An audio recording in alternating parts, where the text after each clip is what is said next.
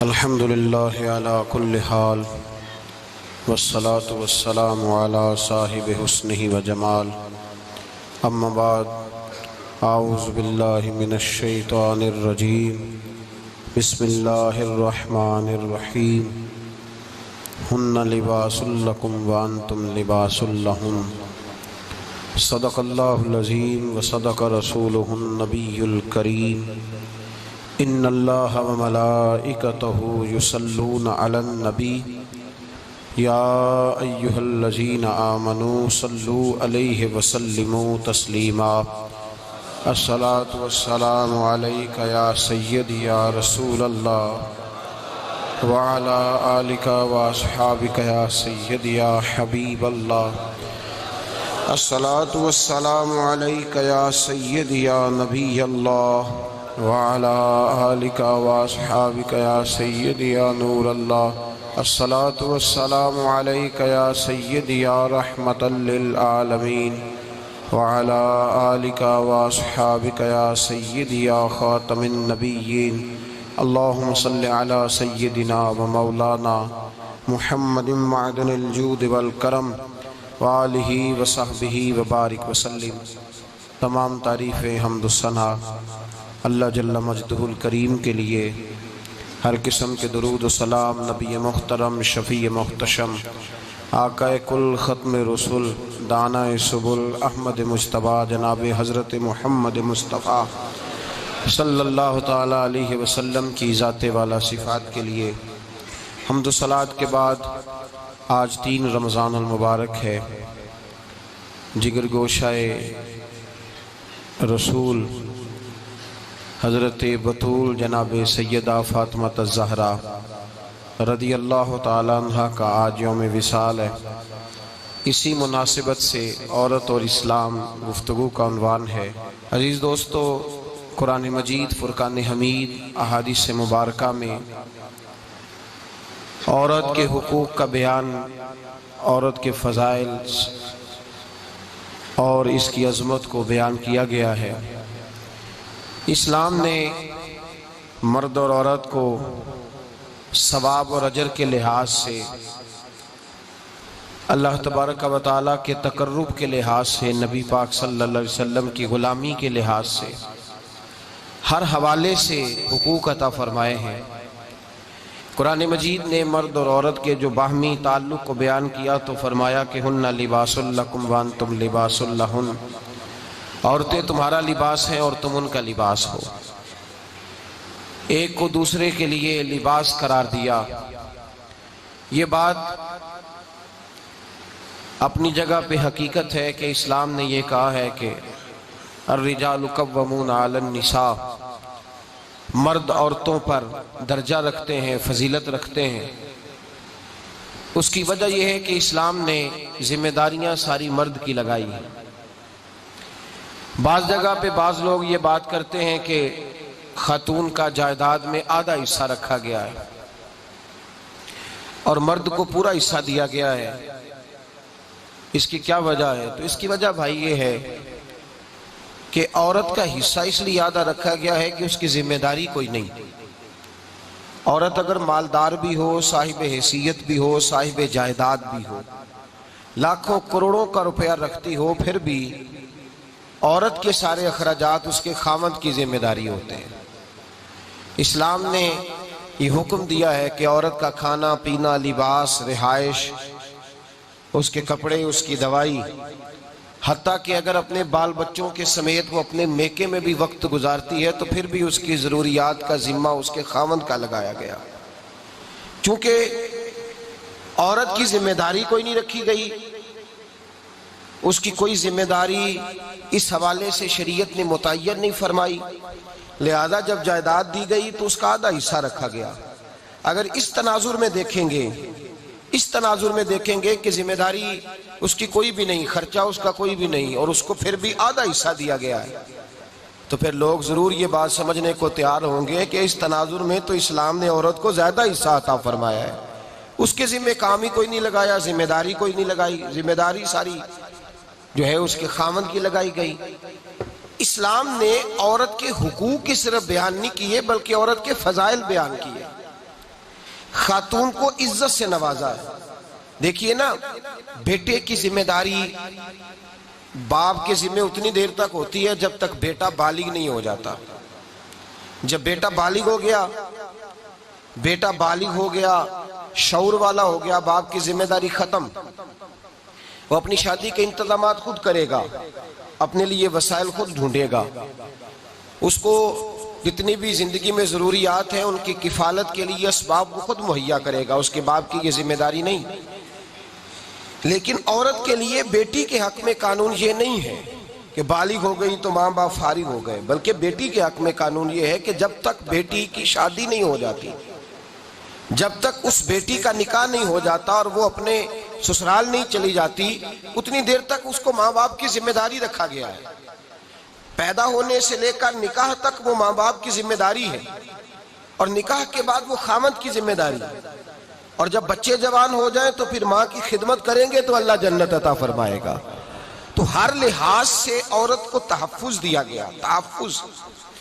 جو جدید معاشرے سے متاثر ہو کر اور چند جھوٹے ناڑوں کی دھوکے اور فریب میں آ کر بعض پڑھی لکھی خواتین یہ مطالبہ کرتی ہیں کہ ہمارے برابر کے حقوق ہیں تو ہمیں میدان عمل میں نکلنا چاہیے، ہمیں بھی اپنے لیے اسباب جمع کرنے چاہیے، نوکری کرنی چاہیے، تجارت کرنی چاہیے، ہمیں بھی باہر نکل کر مردوں کے شانہ بشانہ نکلنا چاہیے، تو یہ تو ان کے ساتھ زیادتی کی جا رہی ہے، یہ تو انہیں دھوکہ دیا جا رہا ہے، یہ تو انہیں کچھ شرائط کے ساتھ عورت با پردہ ہو کر کسی مجبوری کے تحت اگر کوئی کام کرتی ہے تو شریعت اس کو پابندی نہیں لگاتی، لیکن جو رنگ اور طریقہ ہمیں سکھایا جا رہا ہے کہ اس کو کوئی ضرورت بھی نہیں، کوئی مجبوری بھی نہیں، کوئی ایسی حاجت بھی نہیں، بلا وجہ وہ کام کرنا چاہ رہی، اور کام بھی وہ اس لیے نہیں کرنا چاہ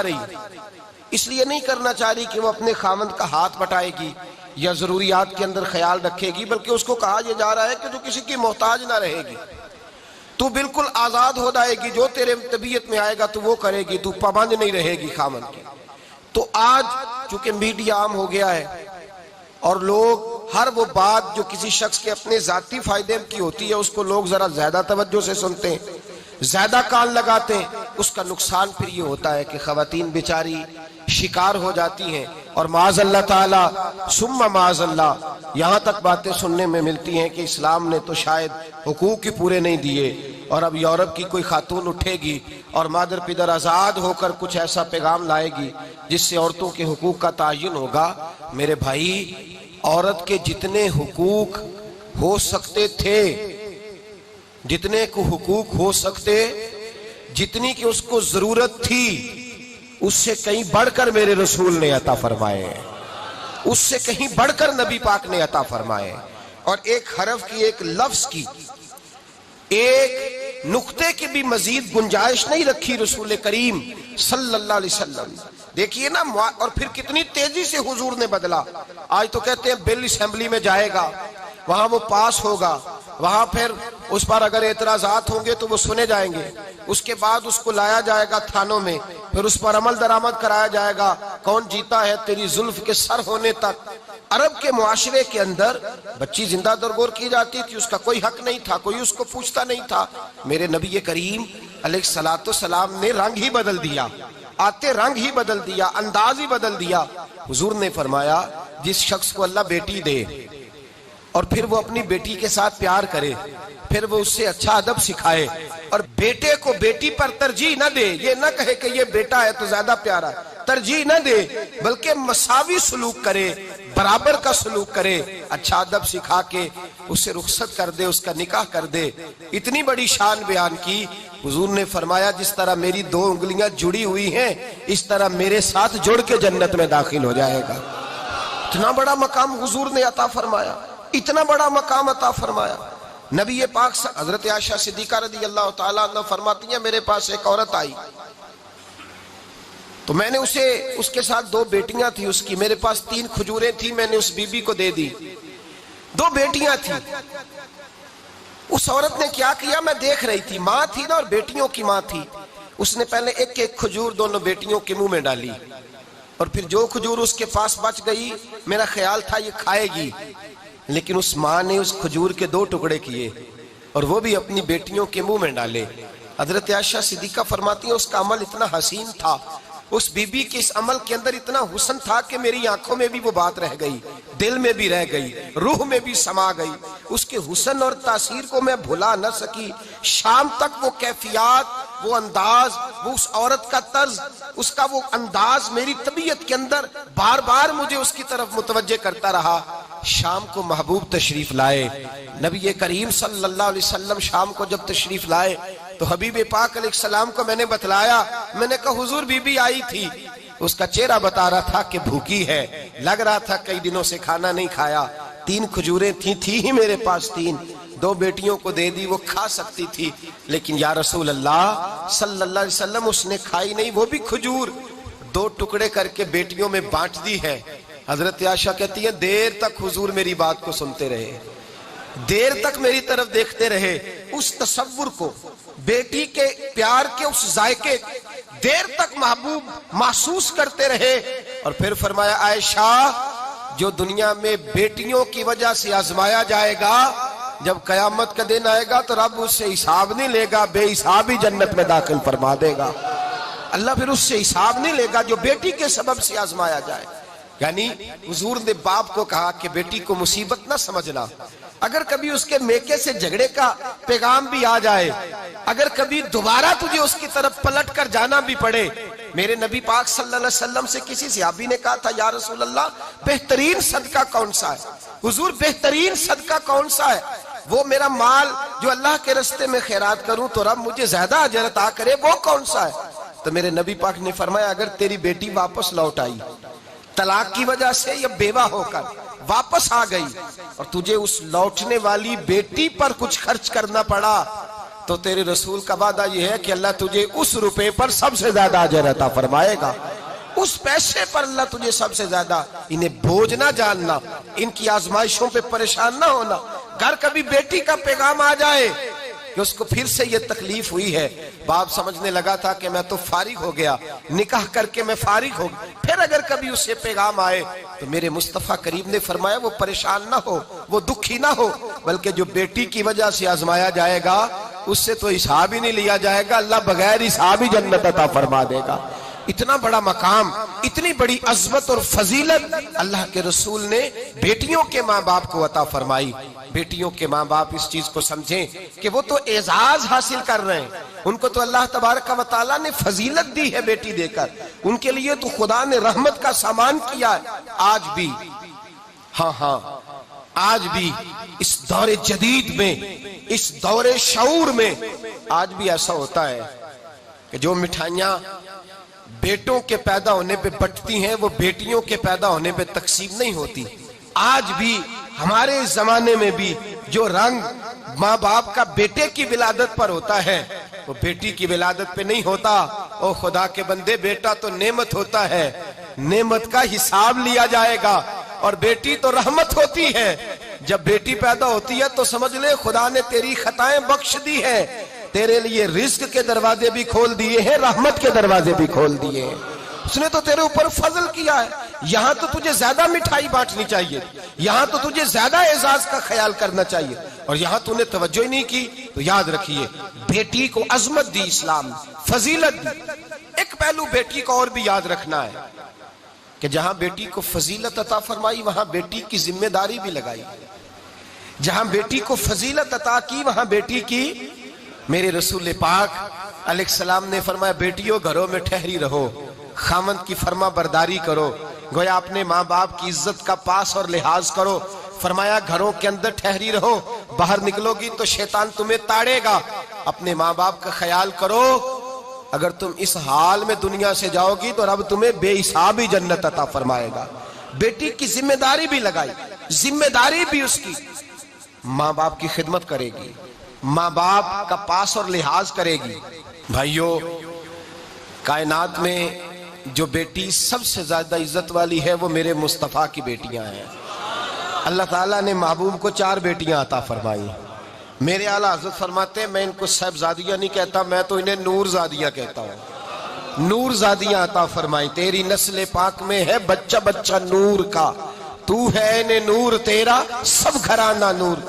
4 نور زادیاں، سب سے چھوٹی حضرت فاطمہ۔ بیٹیوں توجہ کرنا، آج یوم وصال ہے سیدہ فاطمہ کا، کائنات کے سب سے عظیم گھر میں سب سے عظیم بیٹی پیدا ہوئی حضرت فاطمہ، 16 سال یا 18 سال یکم و بیش مصطفیٰ کے گھر میں وقت گزارا۔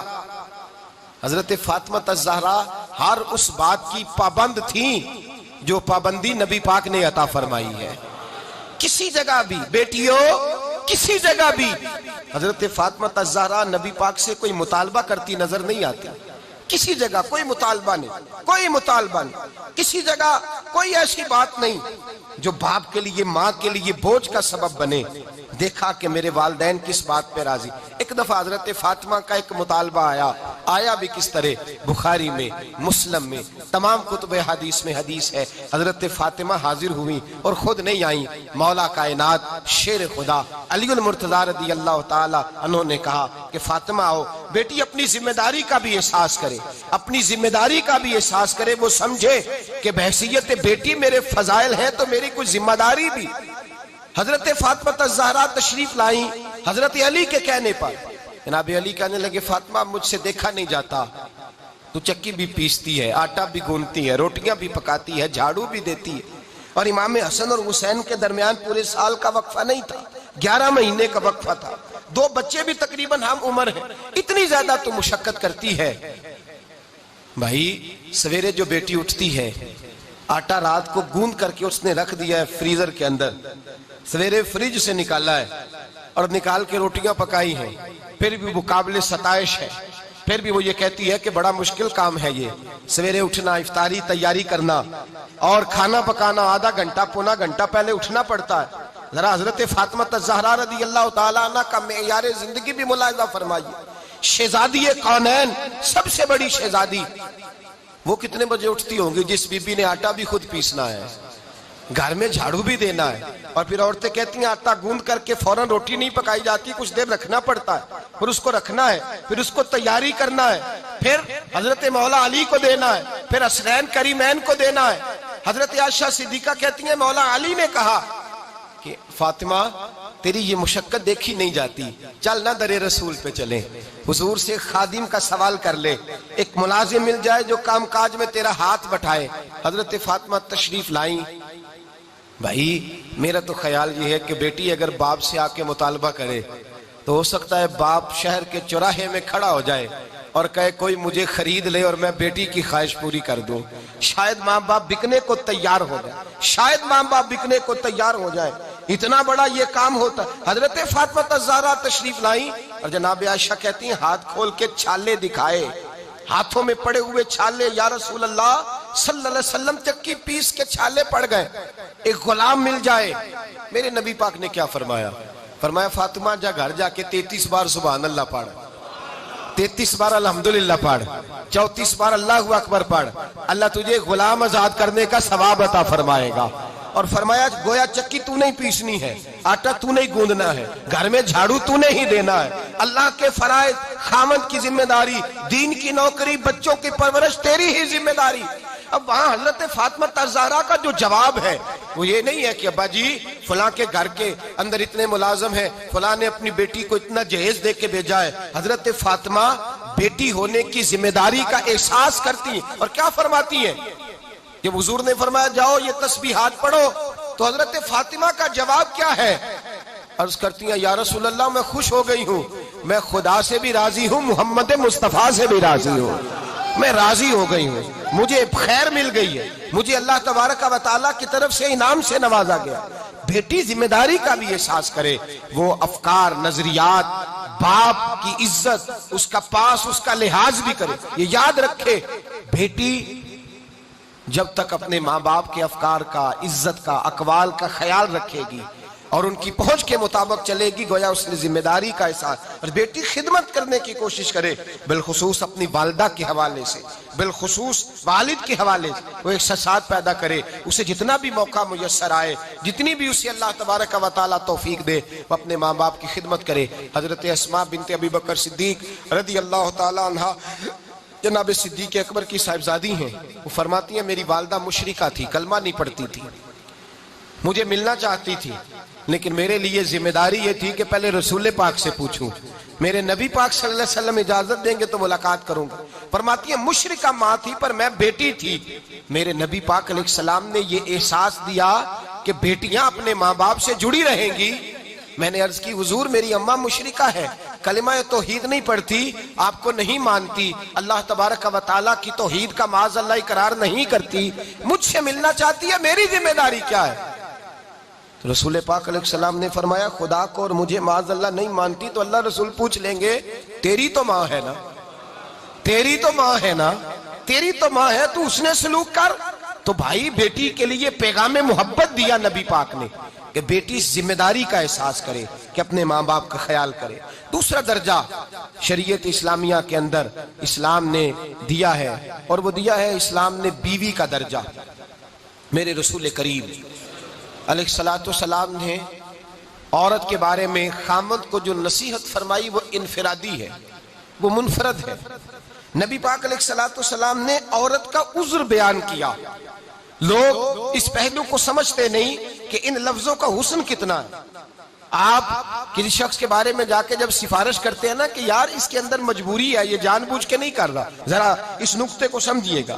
بعض چیزوں کو تروڑ مروڑ کے بیان کیا جاتا ہے اور اس کو لوگ نقص کے حوالے سے بیان کرتے ہیں، کہتے ہیں دیکھو فلاں کی یہ خامی بیان کی گئی، لیکن اگر پس منظر کو سمجھا جائے، بات کو اس کے اصل اسلوب کے ساتھ لیا جائے، معاملہ کچھ اور نکلتا ہے۔ جب آپ کسی شخص کے بارے میں جا کے کسی کو بتاتے ہیں نا یہ مجبور ہے، یہ جان بوجھ کے نہیں کر رہا، اس بیچارے وہ فلاں بیماری ہے، فلاں تکلیف کا شکار ہے، تو گویا آپ اس شخص کی سفارش کر رہے ہوتے ہیں۔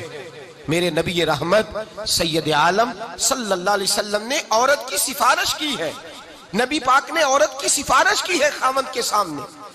میرے بھائی میری بہنیں ہر دو خواتینوں حضرات جاگ کر آنکھ کھول کر اور دل کے کانوں سے اس بات کو سنیں کہ یہ تو سفارش ہے نبی پاک کی۔ حضور نے فرمایا خاوند کو کہ عورت ٹیڑھی لکڑی سے پیدا کی گئی ہے، یہ ٹیڑھی لکڑی ہے۔ اب لوگ اس کو بطور نقص بیان کرتے ہیں، خاوند جب یہ حدیث بیان کرتا ہے تو گویا وہ یہ کہہ رہا ہوتا ہے بی بی کو کہ تیرے اندر تو نقص پایا جاتا ہے، اور یہ حضور نے بیان کر دیا۔ لوگ اس کو بطور نقص بیان کرتے ہیں، کمزوری کے بیان کرتے ہیں، لیکن یہ تو سفارش ہے نبی پاک کی، اس پہلو کو ضرور پیش نظر رکھا جائے، یہ سفارش ہے۔ حضور خاوند کو سفارش کر رہے ہیں، فرما رہے ہیں یہ ٹیڑھی لکڑی ہے، اگر سیدھا کرنا چاہو گے تو ٹوٹ جائے گی، تمہارے کردار کا پتہ تو تب چلے گا جب تم ٹیڑھی کے ساتھ گزارا کر کے دکھاؤ گے، تب پتہ چلے گا۔ رسول پاک نے کن لفظوں کے ساتھ عورت کی سفارش کی اس کے خاوند کے سامنے، عورت اسے اپنی فضیلت جانے کہ یہ تو نبی پاک اس کے سفارشی بن کے میدان میں تشریف لائے، یہ تو حضور نے سفارش کی۔ اور پھر حضور نے کیا فرمایا؟ فرمایا تم میں سے سب سے بہتر وہ ہے، تم میں سے سب سے کس سے بہتر؟ بول کے بتائیے کس سے بہتر؟ دیکھیے نا لفظوں کی تاثیر دیکھیے، حضور نے فرمایا تم میں سے سب سے بہتر وہ ہے جو اپنے اہل خانہ کے لیے، اپنی بیوی بچوں کے لیے بہتر ہے۔ خیرکم خیرکم لأہلہ، تم میں سب سے بہتر وہ ہے جو اپنے گھر والوں کے لیے، اور فرمایا وانا خیرکم اہلی، اور میرے گھر جا کے پتہ کر لو میری 11 ازواج ہیں، میں تم سب سے بڑھ کر اپنے گھر والوں کا خیال رکھنے والا ہوں، تم سب سے بڑھ کر۔ یہ فضیلت دی نبی پاک نے۔ عورت اپنی مجبوری کے لحاظ سے، ناقص العقل ہونے کے لحاظ سے کمزور ہوتی ہے، اللہ کے حبیب علیہ السلام نے اس کی فضیلت بیان کر دی، سفارش کر دی، اس کے فضائل بیان کی، اور ساتھ ساری ذمہ داریاں خاوند کے ذمہ لگا دی، نان و نفقہ، رہائش، کپڑا، خوراک، بیماری میں خیال رکھنا، ہر چیز کا ذمہ خاوند کا لگا دیا، عورت کی ذمہ داریاں بڑی کم رکھی گئیں۔ اب اتنی فضیلتیں عورت کو دیکھ کے تو کچھ ذمہ داریاں بھی لگائی گئی۔ اب ہم پتہ کیا کرتے ہیں، جب ایسی کوئی بات سنتے ہیں تو جا کے ڈائریکٹ بیوی کو بتاتے ہیں، ہم اس کو کہتے ہیں تیری بڑی ڈیوٹیاں ہیں، آج ہی سن کے آیا ہوں۔ حالانکہ یہ پیغام جو یہاں بیوی کے حق میں دیا جاتا ہے یہ تو بیٹی کو سمجھانے والا ہے۔ اگر خاوند کے حق پر اگر چاہتے ہیں ماں باپ کے، دونوں کے ماں باپ کے، ان کا گھر حسین ہو جائے تو پتہ کس طرح حسین ہوگا؟ وہ حسین اس طرح ہوگا کہ خاوند کے حق میں جب بچی کو قائل کرنا ہو نا، خاوند کے حق میں، تو وہ بچی کے ماں باپ کی ذمہ داری ہے کہ اس کے خاوند کے حق میں اسے قائل کرے۔ اس لیے کہ اگر بچے کے ماں باپ اپنے بچے کے حق میں دلائل دیں گے تو وہ اتنی تاثیر نہیں اس کی بنے گی، وہ بیٹی کے ذہن میں نہیں اتریں گے. وہ کہے گی انہوں نے تو اپنے بیٹے کی بات کرنی ہے، وہ نہیں اترے گا اس کے ذہن میں بات، وہ اس کو اس انداز میں لے گی کہ انہوں نے تو کہنا ہی ہے. اور اگر بچی کے حق میں کوئی دلیل دینی ہو داماد کو، تو وہ اگر بچی کے ماں باپ دیں گے تو وہ کہے گا تمہاری تو بیٹی ہے، تم نے تو کہنا ہی ہے. اللہ کرے ایسا ہو جائے. رمضان کی صبح ہے، مائیں بہنیں بچیاں موجود ہیں، ماں باپ موجود ہیں. اللہ کرے ایسا ہو جائے کہ بچے کے حق میں اگر دلائل دینے ہو تو بچی کے ماں باپ دیں، اور اگر بچی کے حق میں کوئی خوبصورتی بتانی ہو تو وہ بچے کے ماں باپ اسے بتائیں کہ تیری بیٹی میں یہ خوبیاں پائی جاتی ہیں. ہم بھی کرتے ہیں اپنے داماد کی تعریفیں، کرتے ہیں اپنے گھر میں بیٹھ کے تعریفیں کرتے ہیں، کہتے ہیں بیٹی سوچا تو اچھا ہی تھا تیرے لیے سوچا تو اچھا ہی تھا، پر چل میری بیٹی پھر اب صبر کر. تو یہ آپ نے اس کے ذہن میں بیج بو ڈالا ہے کہ ہم نے بڑے غور سے دیکھا ہے، اب تو نے اذیت میں وقت گزارتا ہے، اذیت میں. اور یہی کام بچے کا ماں اور باپ بھی کرتے ہیں. تو بھائی اس طرح تو ان کی زندگی دوزخ بن جاتی. آپ کا تو ذمہ یہ تھا کہ آپ دونوں کے حق میں انہیں قائل کرتے.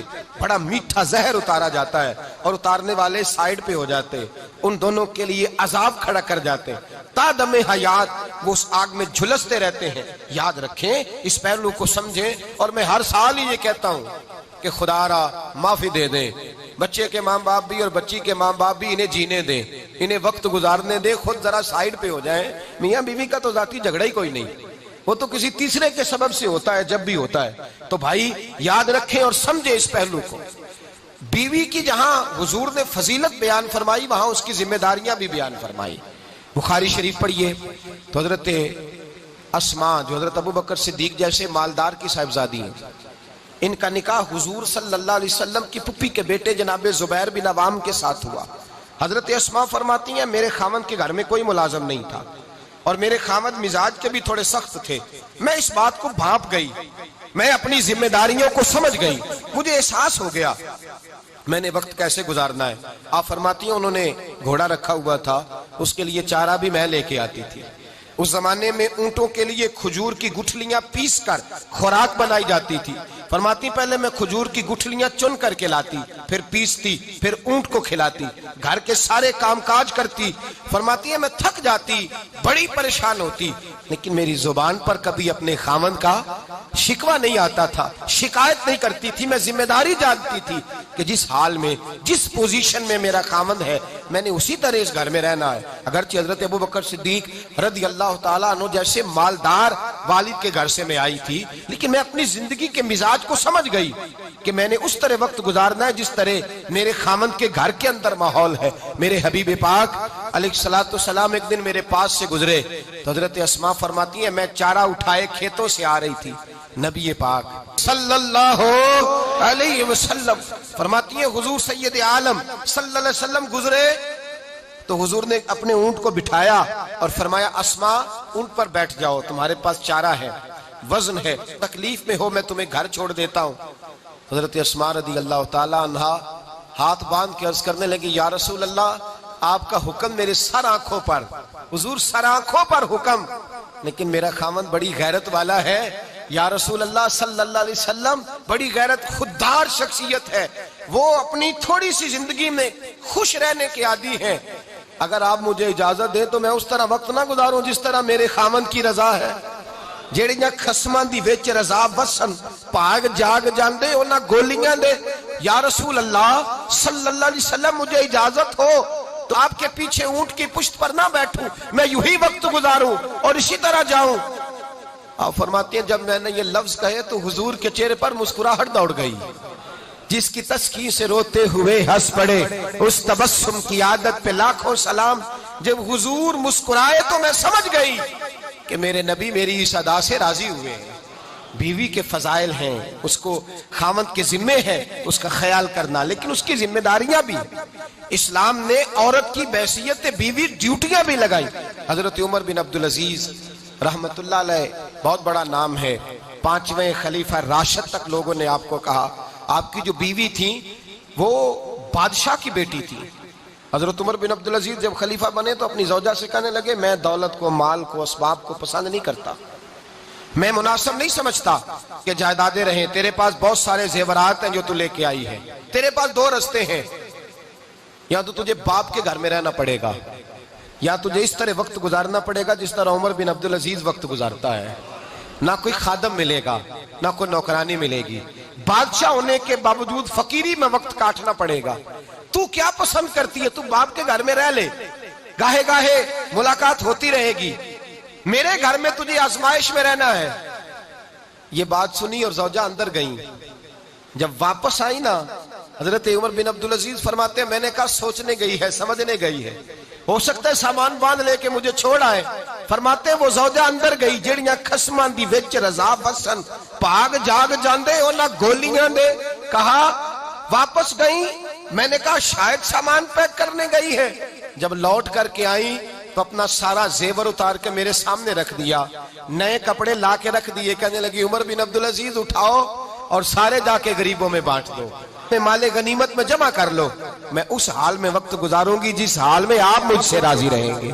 ذمہ داری لگائی عورت کی، وہ احساس کرے، سمجھے، بھیجا شکوے، بھیجا شکایات، بلکہ بعض اوقات بہت سارے خاوند ناجائز مال اس لیے اکٹھا کرتے ہیں کہ گھر کے اندر ازواج کے مطالبات، ان کی گفتگو، ان کا لب و لہجہ اس قدر سخت اور ترش ہوتا ہے کہ مجبور کر دیا جاتا ہے۔ مائیں بہنیں اس بات کا خیال کریں۔ حضرت عمر بن عبدالعزیز رحمت اللہ تعالی علیہ، آپ کی بیوی نے ہر چیز دے دی، آپ نے مال غنیمت میں جمع کر دی۔ حضرت عمر بن عبدالعزیز کا کچھ عرصے کے بعد وصال ہوا تو حضرت عمر بن عبدالعزیز کی بیوی کے بھائی، آپ کے سالے، وہ خلیفہ بن گئے۔ جب وہ خلیفہ بنے تو انہوں نے دیکھا میری بہن کا زیور مال غنیمت میں شامل ہے، اپنی بہن کو کہا کہ بہن میرا ارادہ بنا ہے کہ تیرا زیور واپس کر دوں، میں وہ تیرا زیور سارا واپس کر دوں۔ عمر بن عبدالعزیز کی جو تیرے اوپر پابندیاں تھی وہ اٹھ گئی ہیں، اب تیرا بھائی ہے، ہر چیز کی سہولت ملے گی، آسانی ملے گی۔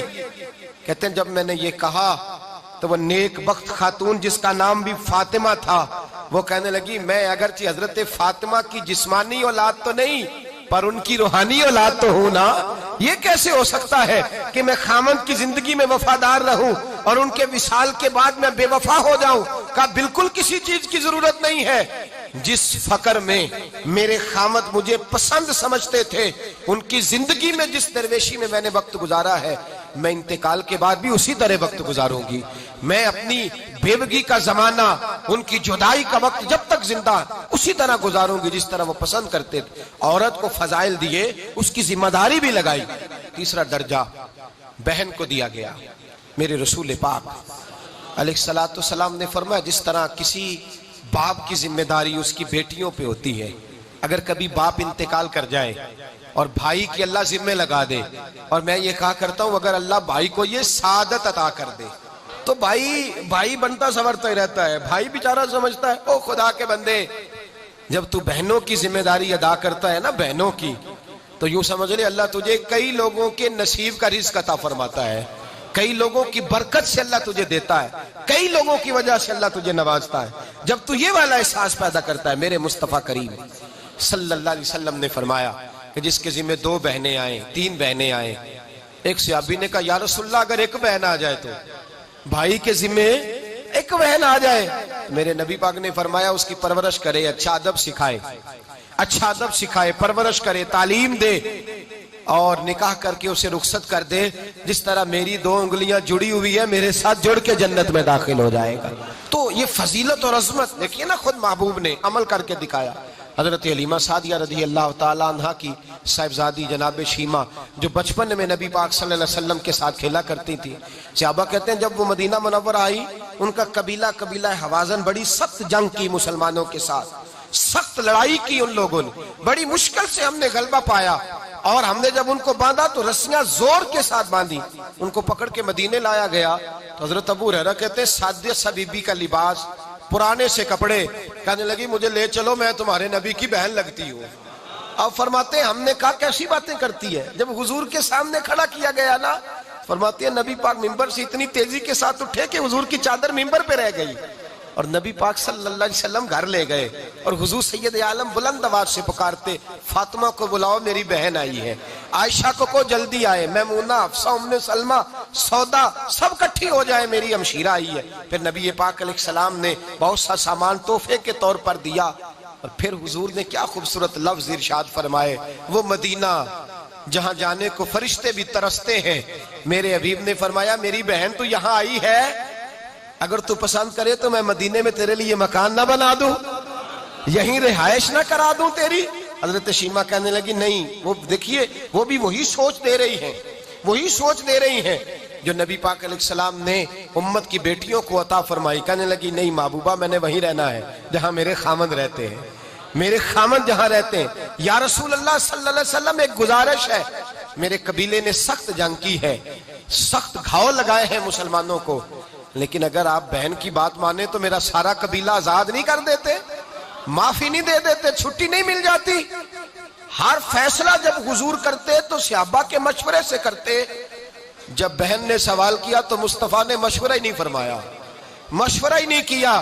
او بھائیو، ہر آدمی کو ٹائم دینے کے لیے تمہارے پاس وقت ہے۔ بہن ترستی ہی رہتی ہے بھائی کبھی ٹیلی فون ہی کرے، وہ سوچتی ہی رہتی ہے کبھی وقت نکال کے آ ہی جائے، کبھی 2 گھڑیاں بیٹھ جائے، میری بھی بات سنے۔ بھائیوں کے پاس دوستوں کے لیے ٹائم ہے، یاروں کے لیے ٹائم ہے۔ یہ بولیاں تو دعا ہی زیادہ بھائی کے لیے کرتی ہیں، ان کی تو توجہ ہی زیادہ بھائی کی جانب رہتی ہے۔ میرے مصطفیٰ کریم سید عالم صلی اللہ تعالی علیہ وآلہ وسلم نے کیا خوبصورت ارشاد فرمایا، یہ نہیں فرمایا کہ میں مشورہ کر لوں تو بتاؤں گا، فرمایا بہن نے کہا ہے آج نہ ابو بکر سے مشورہ ہوگا، نہ عمر سے، نہ عثمان سے، نہ علی سے، نہ طلحہ، نہ زبیر سے، بہن نے کہا ہے۔ فرمایا بہن جب میں کسی سے مشورہ نہیں کرتا، جس کو تو کہتی ہے میں تیرے کہنے پہ آزاد کرتا چلا جاتا ہوں۔ میرے نبی پاک علیہ السلام نے اعزاز دیا بطور بہن عورت کو اعزاز، اور پھر ذمہ داری لگائی بہن کی۔ پتہ ہے آپ کو اسلام کا ایک جرری دلیر ہے، اسلام کو ایک ایسا سپوت اللہ نے عطا کیا ہے کہ یہودی کہتا ہے اگر 6 مہینے یہ شخصیت دنیا میں اور رہتی تو شاید دنیا میں کوئی کافر نہ بچتا۔ وہ سپوت کون ہے؟ وہ حضرت عمر فاروق رضی اللہ تعالیٰ عنہ۔ میرے نبی پاک علیہ السلام نے فرمایا میرے بعد کوئی نبی ہوتے تو خطاب کے بیٹے عمر ہوتے، لو کان نبی بعد لکان عمر ابن خطاب، میرے بعد کوئی نبی ہوتے تو خطاب کے بیٹے عمر ہوتے۔ تاریخ کا حوالہ اٹھا رہا ہوں، ایک ورق الٹ رہا ہوں، اس عمر فاروق کو در رسول پر لانے والی، اس عمر کو اللہ کے گھر کی طرف رستہ دکھانے والی، اس فاروق اعظم کو دین کا سپاہی بنانے والی، یہ کوئی اور نہیں ہے، یہ عمر فاروق کی ہمشیرہ ہے، یہ جناب عمر کی بہن ہے۔ بہن نے بھائی کی کایا ہی پلٹ ڈالی، بہن نے ذمہ داری کا احساس کیا، بہن نے ذمہ داری کا احساس کیا تو اس رنگ میں قرآن پڑھا کہ فاروق اعظم فرماتے ہیں میرے دل سے کفر دور کر کے مجھے رسول اللہ کا غلام بنا دیا ہے۔ بہن اگر ذمہ داری کا احساس کرے، بہن اگر ذمہ داری کا احساس کرے، حضرت عمر فرماتے ہیں، حضرت عمر کہتے ہیں میری ایک نوکرانی نے، کنیزہ نے کلمہ پڑھا، میں اسے دروں سے مارا کرتا تھا، میں تلوار لے کے گھر سے نکلا حضور کو شہید کرنے، تو مجھے کسی صحابی نے کہہ دیا تو حضور کو شہید کرنے جا رہا ہے، گھر کی تو خیر منا، تیری بہن اور بہنوئی بھی کلمہ پڑھ گئے۔ کہتے میں گیا، باہر دروازے پہ تھا تو میری ہمشیرہ اندر قرآن پاک کی تلاوت کر رہی تھی، فاطمہ بنت خطاب، فاطمہ بنت، کتنا پسند ہے یہ نام صحابہ، کس نے رکھا ہوا ہے، فاطمہ بنت خطاب تلاوت کر رہی تھی، سعید بن زید بہنوئی بھی تلاوت سن رہے تھے۔ فرماتے میں نے قرآن سن لیا، دروازے پہ دستک دو جی، بہن نے دروازہ کھولا، قرآن پاک کے صفحے چھپا دیے، کیا کر رہے تھے تم لوگ؟ بہن خاموش ہو گئی، میں نے کہا بولتے کیوں نہیں؟ مجھے کسی نے بتلایا ہے تم نے کلمہ پڑھا ہے۔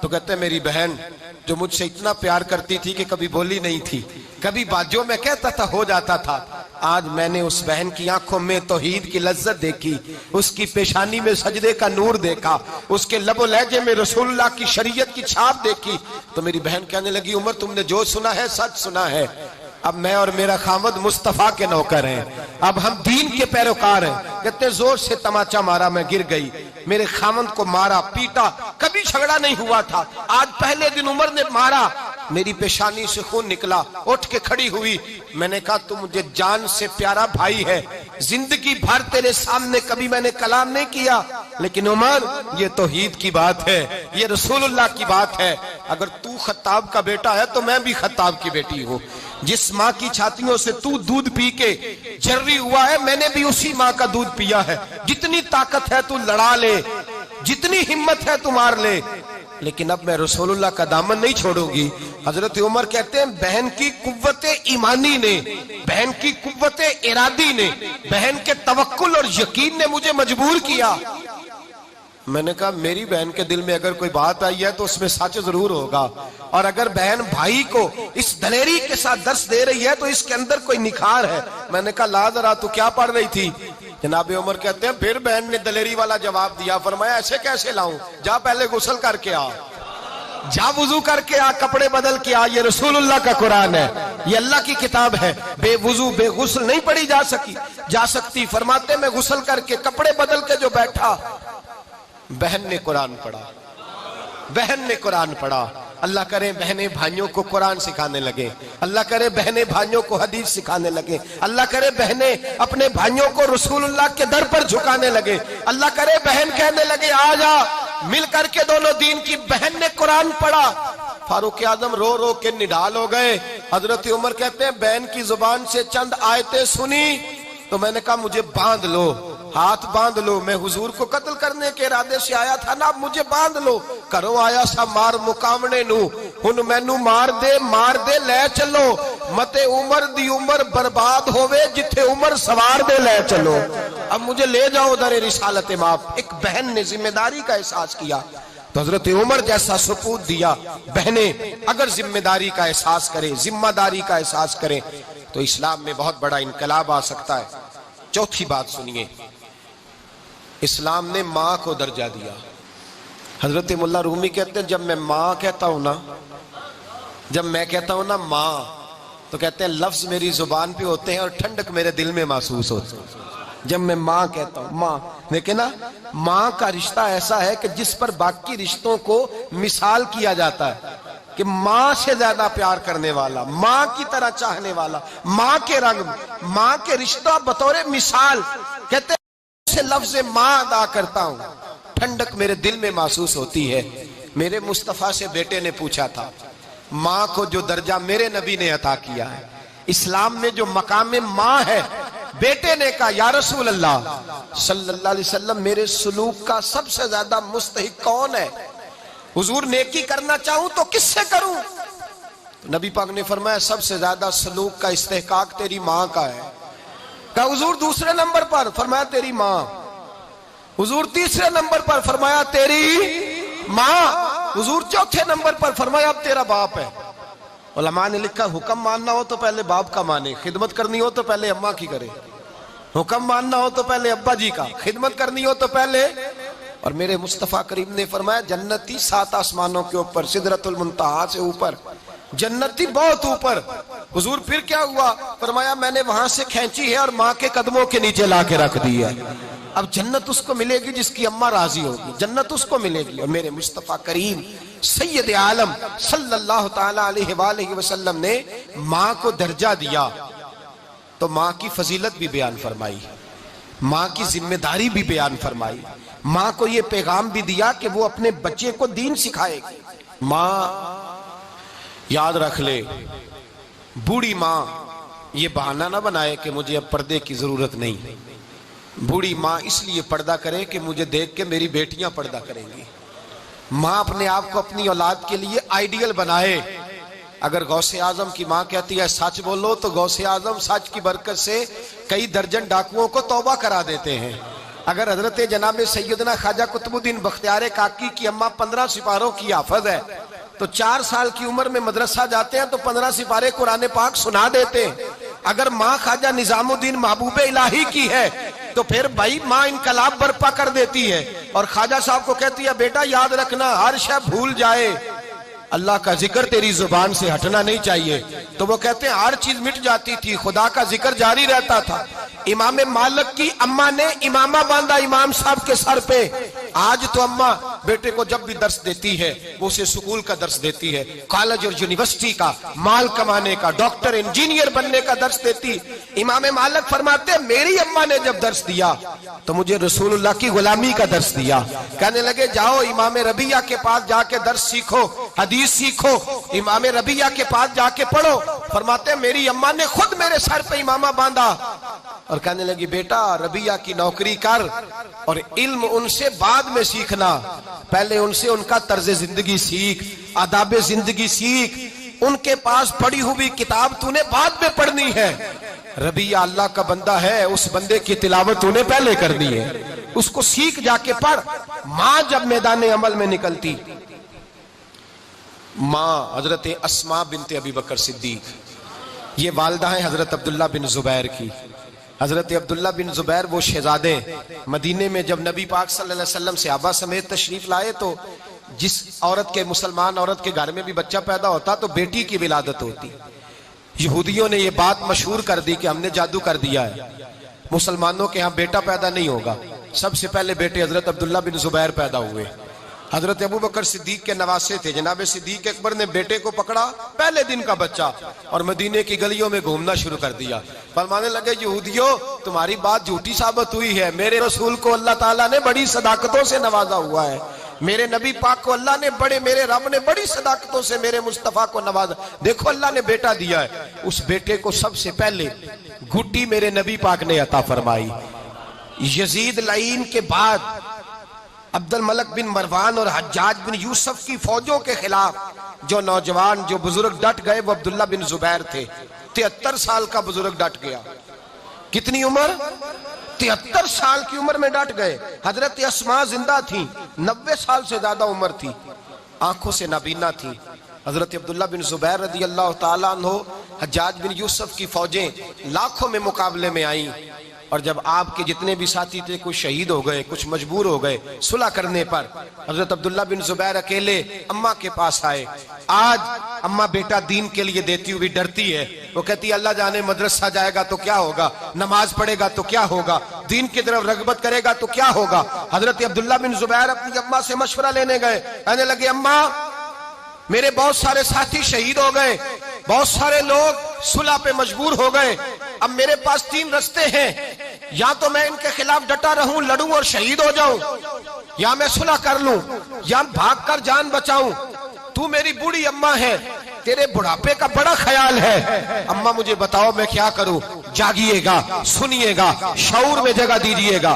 90 سال کی بوڑھی اماں کہنے لگی عبداللہ تو یہ بتا کہ تو حق پہ ہے کہ نہیں حق پہ، تو نہ حق لڑ رہا ہے کہ حق پہ لڑ رہا ہے۔ تو حضرت عبداللہ بن زبیر کہنے لگی اماں مجھے قسم ہے رسول اللہ کی زلفوں کی، میں حق پہ ہوں، میں حق پہ لڑ رہا ہوں۔ تو اماں کہنے لگی بیٹا ساری دنیا بھی تیرا ساتھ چھوڑ جائے، حق تو تیرے ساتھ ہے نا، حق تو تیرے ساتھ ہے۔ اور فرمایا جس کے ساتھ حق ہوتا ہے اس کے ساتھ رب ہوتا ہے، اللہ تو تیرے ساتھ ہے نا، جا جا کے شہید ہو جا۔ فرمایا بیٹا یاد رکھ بھاگنے والے بزدل ہوتے ہیں اور صلح کرنے والے ظالم کے حمایتی ہوتے ہیں، اور میدان میں ڈٹ جانے والے اللہ کے شیر ہوتے ہیں، جا ڈٹ جا۔ تو حضرت عبداللہ بن زبیر کہنے لگے اماں پھر رونا نہ، یہ حجاج بن یوسف بڑا ظالم ہے، مجھے قتل کرے گا تو میری آنکھیں کاٹ ڈالے گا، میرے ناک کاٹ ڈالے گا، وجود کے حصے بکھرے کر دے گا، اماں رونا نہیں۔ اماں کہنے لگی بیٹا میں نے ابو بکر صدیق کے گھر میں پرورش پائی ہے، میں غار ثور میں مصطفیٰ کو روٹیاں پہنچایا کرتی تھی، میں نے حضرت عائشہ صدیقہ میری بہن ہے، میں رسول اللہ صلی اللہ علیہ وسلم کے مدینے میں پلی بڑی ہوں، میں تجھے وقف کیا ہوا ہے دین کے لیے۔ فرمایا بیٹا جا، اگر تو کٹ بھی گیا، تیری کھلڑی اتر بھی گئی تو بکری کو صرف ذبح ہوتے وقت تکلیف ہوا کرتی ہے، کھلڑی اترتے وقت تکلیف نہیں ہوتی، جا تو میدان میں نکل۔ حضرت عبداللہ بن زبیر رضی اللہ تعالیٰ عنہ فرماتے ہیں میں میدان میں نکلا اور ماں کی دعا لے کے نکلا، حجاج کی ہزاروں فوج میرے مقابلے میں تھی۔ لوگ کہتے عبداللہ بن زبیر قابو نہیں آتے تھے، لوگ کہتے کہ اس سپاہی نے، اس 73 سال کے بوڑھے نے کہاں سے جنگ کا طریقہ سیکھا ہے۔ تو عبداللہ بن زبیر میدان میں نعرے لگاتے، فرماتے میں تو طریقہ اپنی اماں سے سیکھ کے آیا ہوں، میں تو ماں کی یونیورسٹی سے درس لے کر کے آیا ہوں۔ شہید ہوئے، گردن کٹی، حجاج بن یوسف نے حضرت اسماء کو پیغام بھیجا، فرمایا تیرا بیٹا شہید ہو گیا ہے، آ جا۔ آپ فرمانے لگی میں تو کبھی کسی کے دربار میں نہ جاؤں، میں تو ساری زندگی دربار رسالت کی حاضری دیتی رہی ہوں۔ حجاج خود چل کے آیا، کہنے لگا تجھے پتہ چلا ہے تیرا بیٹا اس کی لاش لٹکی ہوئی ہے مکے کے چوک میں، پتہ ہے؟ حضرت اسماء کا، آج تو عورتیں واویلا کرتی ہیں، ماتم کرتی ہیں، سینہ کو بھی کرتی ہیں، بے صبری کا مظاہرہ کرتی ہیں، ماں کا نصاب جو شریعت نے متعین فرمایا، حضرت اسماء رضی اللہ تعالیٰ عنہ کہنے لگی حجاج میرا بیٹا لٹکا ہوا ہے، کہیں کسی ظالم کے آگے جھکا تو نہیں نا؟ لٹکا ہے، جھکا تو نہیں نا؟ اور فرمایا شکر ہے اللہ کا کہ لٹک گیا ہے پر تیرے آگے جھکا نہیں۔ فرمایا وہ میرا لخت جگر تھا، کٹ سکتا تھا، جھک نہیں سکتا تھا۔ حضرت جناب سیدنا عبداللہ بن زبیر رضی اللہ تعالیٰ عنہ کی لازوال قربانی ایک ماں حضرت عمر فاروق کے زمانے میں بھی آئی، جنگ قادسیہ کا موقع، 4 بیٹے، ماں کا نام حضرت خنسا ہے رضی اللہ تعالیٰ عنہ، 4 بیٹے لے کے آئیں اور جناب عمر سے کہنے لگی میرے پاس ہیں ہی 4، اگر 400 ہوتے تو میں سارے رسول اللہ کے دین کے لیے دے دیتی، 400 بھی ہوتے، 4000 بھی ہوتے تو دے دیتی۔ اور پھر بچوں کی طرف دیکھا، ماں آج بچے کو مسجد بھیجتے ہوئے ڈرتی ہے، ماں آج اسے دین کا عالم بناتے ہوئے ڈرتی ہے، ماں دین کا مجاہد بناتے ہوئے ڈرتی ہے۔ یاد رکھو انہی ماؤں کا نام دنیا میں باقی رہا ہے جنہوں نے اپنے بچے رسول اللہ کے دین کے لیے پیش کر دیے تھے۔ وہ مائیں زندہ ہے اور قیامت تک زندہ رہیں گی جنہوں نے اولادیں دین کے لیے پیش کر دی۔ حضرت خنسا 4 بچے لے کے آئی، جناب عمر سے کہا یہ میرے لخت جگر ہے، 4 ہے، 4000 4 لاکھ بھی ہوتے تو میں دے دیتی۔ اور پھر بچوں کی طرف نظر ڈالی اور کہنے لگی بیٹو میں نے تمہارے باپ سے بددیانتی نہیں کی، تم ایک ہی باپ کی اولاد ہو اور میں نے تمہیں حرام کا لقمہ نہیں کھانے دیا، رزق حلال کھلایا ہے اور میں نے تمہیں قرآن کی لوریاں دے دے کے جوان کیا ہے۔ یاد رکھنا اگر تیر کھانا بھی ہوا تو سینے پہ کھانا، پشت پہ نہ کھانا۔ اگر تیر کھانا ہوا، زخم لینا ہوا تو ڈٹ کے سینے پہ کھانا۔ اس لیے کہ میں امت کی ماؤں کو درس دینا چاہتی ہوں کہ بیٹا اسی کا کام آتا ہے جس کا بیٹا رسول اللہ کے دین کے کام آ جاتا ہے، وہی ماں امر ہوتی ہے جس کی اولاد مصطفیٰ کے دین کی ڈیوٹی کرتی ہے۔ کہا سینے پہ مار کھانا۔ 4 بیٹے شہید ہو گئے، 4 بیٹے۔ حضرت عمر فاروق فرمایا کرتے تھے میں اگر زندگی میں کسی سے متاثر ہوا تو اس ماں سے متاثر ہوا ہوں۔ مائیں رویا کرتی ہیں، 4 جنازے پڑے ہیں، ماں ٹوٹی نہیں بلکہ تپتی ہوئی ریت میں سر سجدے میں رکھ کے کہنے لگی اللہ میں کتنی خوش بخت ہوں کہ تو نے میری ساری دولت ہی قبول فرما لی ہے، میں کتنی خوش نصیب ہوں کہ میرا سارا سرمایہ ہی کام آ گیا۔ عورت بحیثیت بیٹی فضیلت رکھتی ہے پر اپنی ذمہ داری کا احساس کرے، عورت بحیثیت بیوی عزت عظمت شفقت رکھتی ہے پر اپنی ذمہ داری کا احساس کرے، عورت بحیثیت بہن درجہ رکھتی ہے پر اپنی ذمہ داری کا احساس کرے، عورت کہ بحیثیت ماں اس کے قدموں کے نیچے جنت ہے پر وہ اپنی ذمہ داری کا احساس کرے۔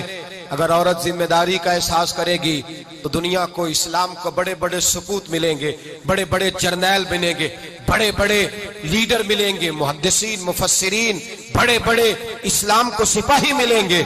مائیں بہنیں بچیاں اپنی ذمہ داریوں کا احساس کریں اور یہ مزاج پیدا کریں کہ ہم نے ہی اس معاشرے کو خوبصورت اور بہترین لیڈروں سے نوازنا ہے۔